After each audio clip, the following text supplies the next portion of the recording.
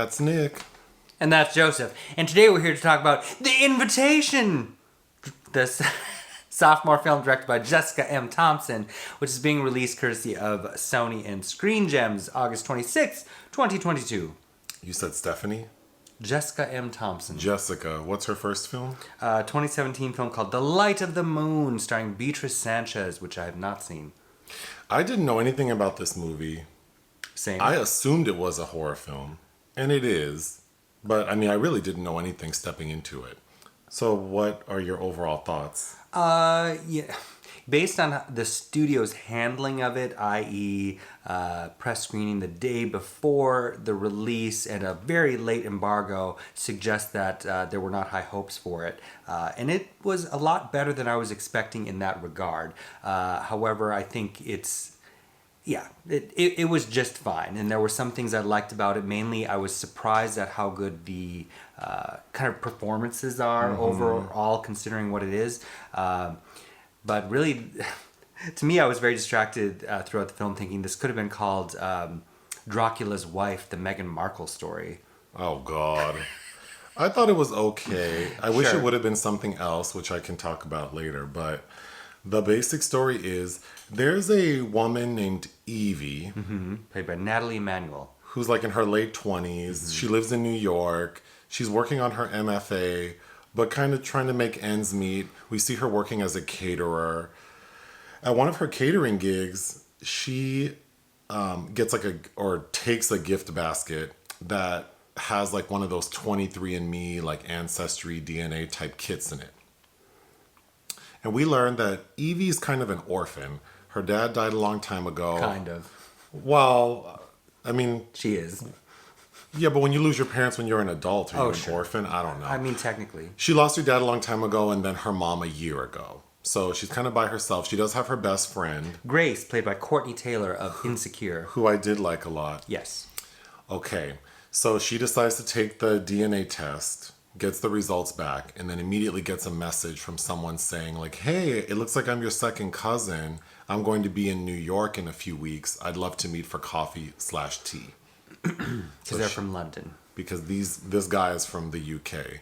So they meet, and he's quite charming, very excited to meet her, very disarming. And he tells her, like, basically, your family, the Alexanders, which is like her mom's side of the family, we're balling out of control. You should come visit. Like, I'll treat you. There's like a big family wedding coming up. Everyone's going to be there. I've already told everyone about you. Everyone's super excited. And Evie decides to go. So she takes her ass up there first class and arrives at this manor. And the lord of the manor is this guy named Walt. Walter DeVille, played by Thomas Doherty. He is probably like Evie's age. He's a handsome guy. And he seems smitten by her. Okay. So to wrap it up, she's there for a wedding, right? And she keeps saying, like, when am I going to meet the bride and the groom? Plot twist, you're the bride and Walt is the groom. She flew out there for her own wedding, unbeknownst to her, and she's marrying Dracula. Walt is Dracula. Sure. And to add a little bit to that, he already has 2 wives, but he explains that he needs 3 wives, each from a different lineage. And he explains that there are 3 different families who have, over the centuries, helped him, like, live the life he lives. Because he has one family that handles his real estate, one that handles his, like, legal affairs, and another that handles, like, his finances. So he's missing the one, which is Evie's side of the family. Because the film opens with... The film opens with a woman... And it looks like it's set in old-timey times, but it's not. It's Evie's great-great-grandmother who was turned into a vampire, so she stayed looking young. And she killed herself recently because she just couldn't deal with being married to Dracula, which we need to get into how she died. Because I don't know how her falling killed her, but anyway, being a vampire. But... Well, I think she decapitated herself. Oh, you think the hanging... With the hanging, and she grabbed a statue to weight herself down That's probably what it's supposed to be. But anyway... But it's PG-13, so we don't see it. She of course, Evie's like a strong-willed person, so she tries to escape, but there's no use. And then she realizes that because Dracula tells her how this is going to work is you're going to drink from my blood, you'll get all of my strength, and then I'll drink from your blood, and then that will fortify the like trifecta, and we'll all have like superpowers forever. So they go through the ceremony, like she agrees to marry him. But we can see from her body language and like the camera angles and who she's looking at and what she's looking at that she intends to drink his blood, get his powers, and burn this bitch down. Because she has a maid attending to her suite while she's a visitor at this manor who was very fond of her great-great-grandmother. So she has a fondness for Evie and she wants to help her.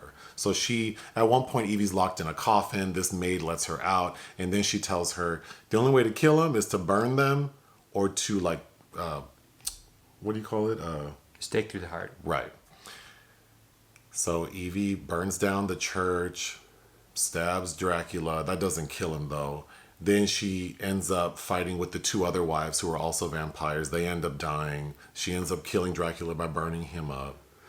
The end, except the final scene is 2 weeks later. 2 weeks. 2 weeks. It appears that Evie's gone back to New York and then has come back with a whole new look, entirely new look, like hair cut short, like sexy underworld outfit. Mm-hmm. And she brought her best friend with her, and it looks like they're going to go kill her cousin who dragged her ass out there in the first place. The end. Yeah, she's become Van Helsing, in essence. Where to begin? You know, if in a fair world, this would have been a franchise developed for Lisa Bonet after Angel Heart.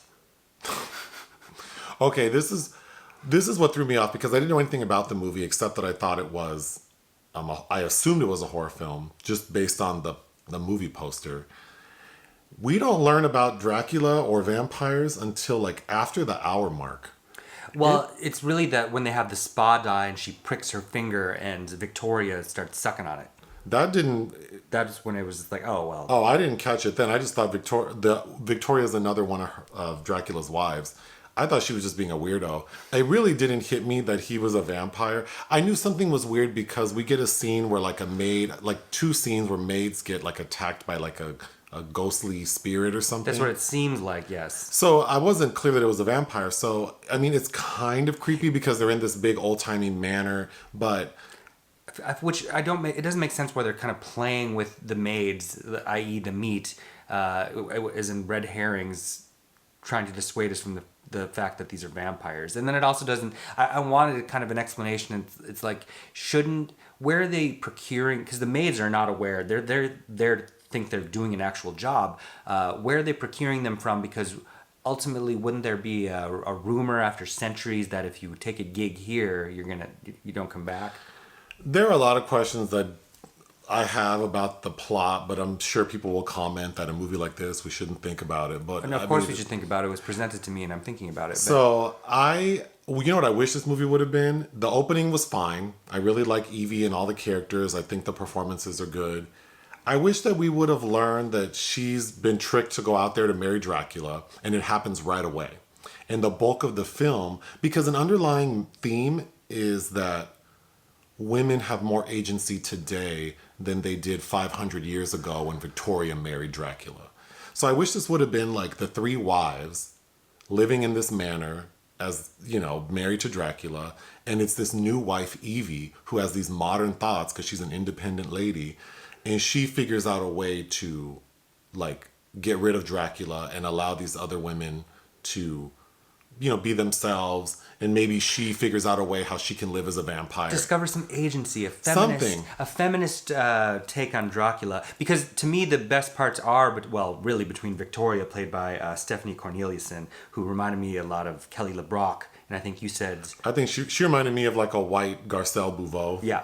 Which also, speaking of Real Housewives, I thought the actor playing Evie reminded me of Ashley from Real Housewives of Potomac. But anyway. She was giving me also a little Lily Collins. She's gorgeous. Yeah, gorgeous. And I did really like her, and I thought her characterization was just fine. But her best parts are kind of with this face-off with the women and how interesting it would have been to focus on them. Because Viktoria is the oldest. She's 500 years in. And she's fun. And she's in it to win it. And the other one, Lucy, played by Alana Boden, she's kind of tentative and she's kind of tired. But I liked her character too. I thought she was cute and sweet. Sure, but in this timeline of like women's agency. Yes. Yeah. Like they do represent three different, I mean, literally like centuries apart. I just wanted the film to focus on those three wives. Who cares about Dracula? I mean, there's nothing to him. He's charming. His performance is good. He's a handsome enough guy. That's where the film really hits dead spots, is when they're trying to kind of conjure up this chemistry between these two, which is just really dull because, of course, he's being, as we find, real fake. But he looks just like Udo Kier playing Dracula in Blood for Dracula from 1974. You'll have to look that up. I think he's styled very much like him. I wanted to mention, we reviewed a documentary about that fertility doctor who was inseminating all of his patients with his own sperm. Yeah, which basically you said was an advertisement for 23andMe. Right. Mm-hmm. What was that documentary called? Anyway, I had commented in that video that it inspired me to order 23andMe, and then I got all these comments about, don't do it, it's like a conspiracy, the government, people are... But then I thought watching this, like, yeah, it makes you think, like, don't do 23andMe because Dracula will trick your ass into going. Well, and there's also this interesting thing, because this family was panicked after the suicide of this great-grandmother, and all of this, like, there's only men left in this bloodline, and we're all dried up, and some allusions to, like, maybe the fact that the cousin that reached out to her might be gay. Like, I feel like there were more interesting elements to tease than all the time we kind of get with Walter. Yeah, because I think Evie's best friend, she's, funny and savvy and explaining to her, like, don't trust people and, like, dating in New York, blah, blah, blah. But then because the cousin is like, well, we're related and, like, he had a reason to reach out to me and they're rich and he bought me this. And it's a very good start.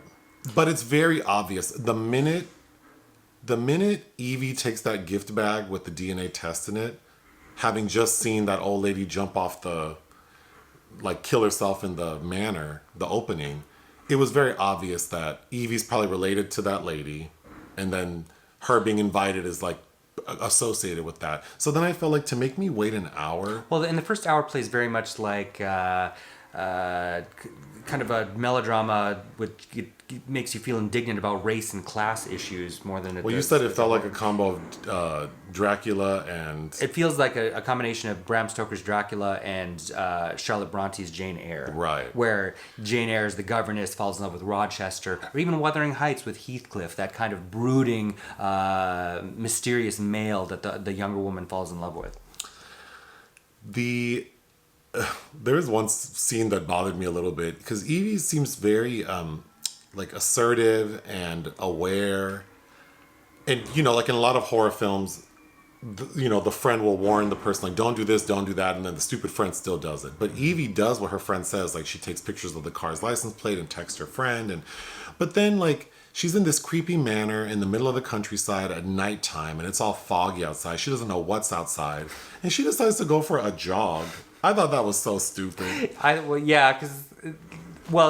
it doesn't show her asking you if she even can do that. Yeah, like, is it safe to, like, are there wolves? I mean, I don't know. Because there's another scene where she's just trying to get a glass of water and she witnesses some weird, again, a red herring ritual going on with the maids, and her own chambermaid is like, you shouldn't be out wandering around in the house tonight. It's dangerous. Why? Why can't I be in the house at night? Like, I'm in the house. That's bizarre. Yeah. She also she's an artiste because she dabbles in ceramics, and I think it's funny that to try in winning her over, Walter brings her into this room that has this elaborate, like, the world's nicest ceramic studio.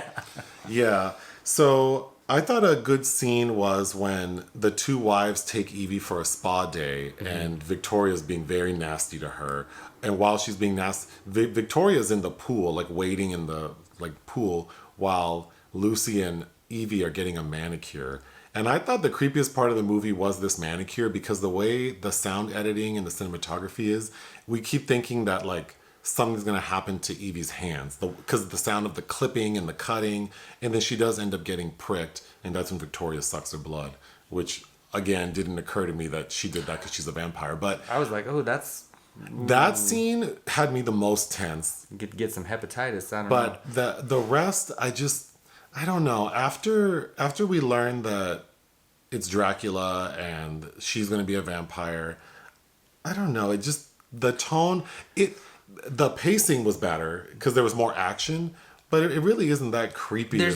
I think the problem really is that there's no tension, but at the same time, it doesn't feel YA, which I kind of appreciate. Like, the garbage of cinema, I think, are the Twilight films. So this is, I wouldn't say I'd never watch this again. Like, if I ever have to watch the Twilight films again, that's like personal torture. But again, everybody's just fine in this. And I think the greatest misstep is that final sequence that's like 2 weeks later she has changed. That was ridiculous. Like, that just seemed kind of dumb. But a good scene is the rehearsal dinner for the wedding. And Evie still doesn't know. This is when she finds out, like, this fool is Dracula, that there is no bride and groom. That, like, they are the bride and groom. They groom. are the bride and groom. And then that dinner goes left. It's all for you, Damien. Yeah, I thought that was a fun scene, but again, that was like a little over the hour mark. So I was already kind of tired of... And then when she does eventually escape and goes into the nearby town, she runs into... There's another Dracula reference where she runs into Mina and Jonathan Harker, who turn her ass in real quick. But we knew that would happen because Dracula, at the dinner scene, explains, like, the three families have allowed him, and just like in... like the Dracula we know living in Transylvania, like the village people know that's him and they sort of fear him and do whatever he wants. So, of course, she runs into this nearby village. They're not going to help her because they know where she was. Yeah, so, like, ooh, you better get back over there. Yeah, I just really wish that dinner would have happened at like the 20-minute mark. Yeah, I think there are more interesting things that you could have done. Because building up this romance was pointless. It doesn't make sense. It doesn't matter what he says. Girl, you are marrying a stranger you met on a trip that another stranger provided you. And you're deciding to get married after like the second day. Mm-hmm. It doesn't make sense at all. So don't even try to make it make sense. Mm-hmm. Make it seem like she's being forced. Like, oh, rehearsal dinner? Actually, this is your wedding reception. Like, we're getting married. That would have made so much more sense. But anyway... What else you got? That's it. What would you give it? I think 2.5 is fair. I would give it 2.5. I would check it out, but I would sort of not expect a horror film. I wouldn't expect an invitation. Hit that thanks button. Listen to our podcast. Bye.